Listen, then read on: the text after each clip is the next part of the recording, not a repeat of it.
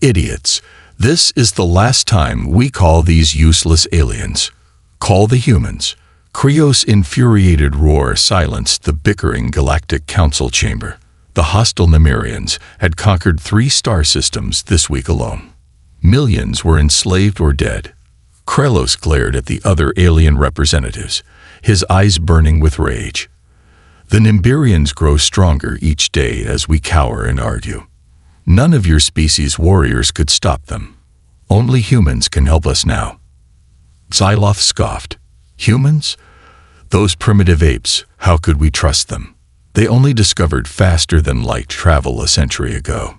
Krylos' claws scraped the stone podium as he leaned forward. "Yes, humans. Did you forget how they obliterated the Swarm Armada? Or when one human, John Redheart, assassinated the Mad Emperor of Iridos? We need warriors like that. My people need them.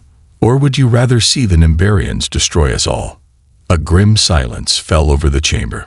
One by one, the representatives lowered their heads in reluctant nods. They had no other choice. Kranos turned on his heel. "Then it is decided. I will go to Earth myself to bring back our last hope against the Nemerians.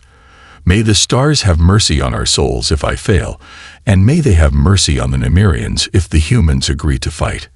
Krios' ship touched down on the landing pad, kicking up dust. He stepped out blinking as his eyes adjusted to Earth's bright sun. A pair of armed guards in black body armor greeted him, motioning for him to follow. They led him through winding hallways inside a fortified compound before stopping at a metal door. "General Hawkins is waiting for you inside," one said gruffly. Krilos entered the Spartan office. A tall, muscular human with gray hair and a jagged scar on his cheek sat behind the desk. "I'm General Marcus Hawkins," he said, not bothering to stand. "I'll be blunt. Why should we help you now? Your Galactic Council never gave a damn about us before." Krilos swallowed. "I understand your skepticism, General, but the Nemerians are unlike anything we've ever faced. They've conquered 3 systems in a week. Millions are dead or enslaved. We're desperate." Hawkins leaned forward, clasping his hands. "I've read the reports. Seems like you aliens finally bit off more than you could chew. What makes you think humans can succeed where your warriors failed? Your people have a reputation for doing the impossible," Krios replied. "Like when you destroyed the Swarm Armada, or when your operative, John Redheart, assassinated the Mad Emperor. We need skills like that to have any hope of stopping the Nemerians." The general's eyes narrowed. "I see. And what exactly are we up against? What's the Nimberians' tech like? Their tactics?" Krelos pulled out a data chip and handed it over. "Everything we know is here. Their ships are fast and heavily shielded. Their weapons cut through most armor like paper. They prefer rapid, overwhelming strikes to demoralize opponents. But they have a weakness. Their ships can't take sustained damage to the engines without reactor overloads. If you can outlast their initial assault and cripple their mobility." Hawkins plugged the chip into a console skimming the data. "All right. Give me a few hours to discuss this with my superiors. We'll see if your intel checks out. Wait here." The next few hours dragged by with Krylos pacing restlessly. Finally, Hawkins returned, his face unreadable. "The UEDF leadership has made a decision," he said. "We'll help you against the Nimberians, but let's get one thing clear. We're not joining your council as subordinates. Earth stands on its own. We'll be allies, nothing more. Take it or leave it." Krios breathed a sigh of relief. "I accept your terms gladly." "Thank you, General. When can your fleet deploy?" General Hawkins wasted no time after Krylos departed. He issued rapid-fire orders to mobilize the United Earth Defense Force for war. Recruitment offices across the globe processed a surge of volunteers, many veterans from the Swarm and Iridos campaigns eager to fight again. Shipyards and arms factories kicked into overdrive, churning out a formidable fleet of advanced warships and weapons. The flagship of this armada was the UES Indomitable, a sleek, deadly vessel bristling with railguns, missile batteries, and the latest in defensive shielding. Her commander was Admiral Victor Prescott, a brilliant strategist known for his unorthodox and aggressive tactics. As the human fleet crossed into Zorgan space, sensors lit up with dozens of enemy contacts. Prescott stood on the bridge, watching the hostile ships grow larger on the view screen. "All hands, battle stations. I want a firing solution on the nearest Zorgan cruiser," he barked. The Indomitable shuddered as her main guns roared to life, sending a salvo of high-velocity rounds towards the enemy ship. The Zorgan cruiser's shields flared, then faltered under the onslaught. Molten metal sprayed from its hull as the rounds found their mark. All across the system, human ships engaged the Nemirians. The aliens returned fire, their weapons slicing towards the human fleet, but the UEDF ships were fast and maneuverable, evading the worst of the barrage. Prescott's gambit of targeting the Nemirians' engines proved effective, as one after another, enemy ships were left drifting and crippled. On the surface of occupied worlds, human marines struck with lightning speed. Captain Jake Pitbull Henderson led his troops in daring raids, hitting Zoragon outposts and supply lines. Freed alien slaves cheered as the Marines gunned down their Zargan overseers. But the Nemirians were far from beaten. Enraged by the upstart human successes, they gathered their forces for a massive counterattack. A vast swarm of enemy ships, led by the gargantuan flagship of the Zorgan High Commander, bore down on Prescott's fleet, threatening to overwhelm them through sheer numbers. Prescott gritted his teeth as his ship bucked and shuddered under the Nemirians' assault. Consoles sparked and crewmen shouted damage reports over the din. He knew they couldn't win a straight slugging match, not against so many. They needed to cut the head off the snake. "Helm lay in a course for that flagship," Prescott ordered. "We're going to board it. Marines get to the drop pods and prepare to deploy." The Indomitable surged forward, her guns blazing as she cut a path through the Zargan fleet. Enemy fire hammered her shields, alarms blaring as they verged on collapse, but she held together long enough to pull alongside the massive flagship. Deploying boarding pods, Prescott watched as a dozen drop pods, each carrying a squad of Marines, rocketed from the Indomitable's launch tubes and slammed into the Zorkan ship's hull. He could only imagine the fierce close-quarters battle being waged inside as Captain Henderson and his Marines fought to capture the bridge. Long minutes passed. The Indomitable and the flagship locked in a deadly duel. Then a transmission crackled over the comms. "Admiral, this is Henderson. We have the Zorgan commander. I say again, we have the package requesting immediate extraction." Prescott allowed himself a tight smile. "Acknowledged, Captain. We'll keep you covered. All ships concentrate fire on the flagship's escorts. Don't let them interfere with our evacuation." As the Marines and their prize were retrieved, Prescott watched the Zoragon fleet in disarray, scattered by the loss of their leader. It was a critical victory, but he knew the war was far from over. Still, with the Zargan High Commander as a prisoner, they finally had a chance to turn the tide. The capture of the Zargan High Commander sent shockwaves through the enemy ranks. Demoralized and disorganized, the Nemirians advanced ground to a halt. Sensing a turning point, the Galactic Council moved to capitalize on the opportunity. Krylov stood before the gathered representatives, his voice ringing with newfound determination. "The time has come to strike back. The Nemirians are reeling from the humans' victory. We must rally our forces and join them in a coordinated counterattack." Murmurs of agreement filled the chamber. The council members, so long paralyzed by fear and indecision, now saw a glimmer of hope. As one, they pledged their ships and soldiers to the cause. In the weeks that followed, human and council forces fought side by side, driving the Nemirians back system by system. The once unstoppable Zorgan war machine crumbled under the relentless onslaught. But even as the tide turned, tensions simmered beneath the surface. Some council members, Zoloth chief among them, watched the humans' victories with growing unease.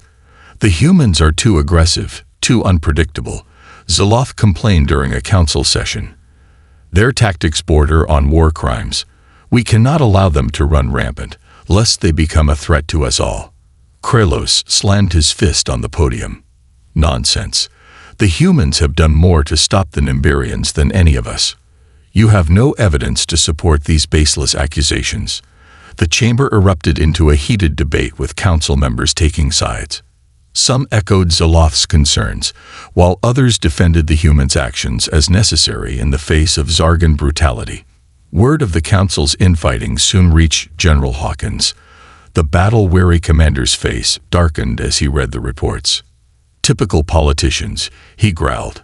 We're out here bleeding and dying to save their sorry hides, and they have the gall to question our methods. Hawkins stormed into the council chamber, interrupting the arguments. Let's get one thing straight, he barked. My people are putting their lives on the line for your freedom. If you can't appreciate that, if you're going to keep undermining our efforts with your politicking, then we'll take our ships and go home. You can face the Nemirians on your own. Tiustin's silence fell over the room. Krelos, seeing the alliance on the brink of collapse, quickly stepped in. General Hawkins is right, he said, his tone conciliatory. We cannot afford to be divided, not now. The humans have proven themselves invaluable allies. We must set aside our differences and focus on the true enemy. In the days that followed, Kreos worked tirelessly behind the scenes, meeting with council members one-on-one to smooth over the cracks in the alliance. Slowly, through a combination of diplomacy and sheer force of will, he managed to keep the fragile coalition together. The war raged on, the joint human and council forces scoring victory after victory. But even as they pushed the Nemirians back, Krelos knew that the real battle lay ahead, not just against the enemy, but to maintain the unity that had brought them this far. The command center was a hive of activity as intelligence analysts pored over the latest reports. A sense of dread hung in the air, mixed with the acrid smell of burnt coffee and stale sweat. General Hawkins burst into the room, his face etched with grim determination. "What have we got?" he barked. A nervous analyst stood up, his hands trembling slightly. "Sir, our spies have uncovered a Zorgan plot. They've developed a new weapon, a planet killer. They're planning to test it on the Velos system, home to billions of civilians." Hawkins slammed his fist on the table. "Damn it. We have to stop them. What's the status of this weapon?" "It's being held in a heavily fortified facility on Zorgan Prime. The security is unlike anything we've seen before." The general turned to his communications officer. "Get me a line to the council now." The view screen flickered to life, revealing the faces of the council members. Krylos, looking haggard, spoke first. "General Hawkins, I assume you've heard the news." Hawkins nodded grimly. "We need to act fast. I propose an immediate strike on the Zorgan facility to destroy this weapon before they can use it." Zoloth scoffed. "A preemptive strike? That's an act of aggression. We should negotiate. Try to find a peaceful solution." "Negotiate?" Hawkins's voice was cold. "With the Nimberians, they've slaughtered millions. They won't stop until we make them." The council erupted into argument, voices overlapping in a cacophony of fear and indecision. Hawkins watched, his frustration mounting as precious time slipped away. Finally, he'd had enough. "To hell with this," he growled. "I won't stand by and watch another system burn while you bicker." He cut the transmission and turned to his officers. "We're going in with or without the council's blessing." Henderson. Captain Jake Pitbull Henderson snapped to attention. "Sir, assemble your best men. I'm authorizing a covert mission to infiltrate that Zorgan facility and blow that weapon to Kingdom Come."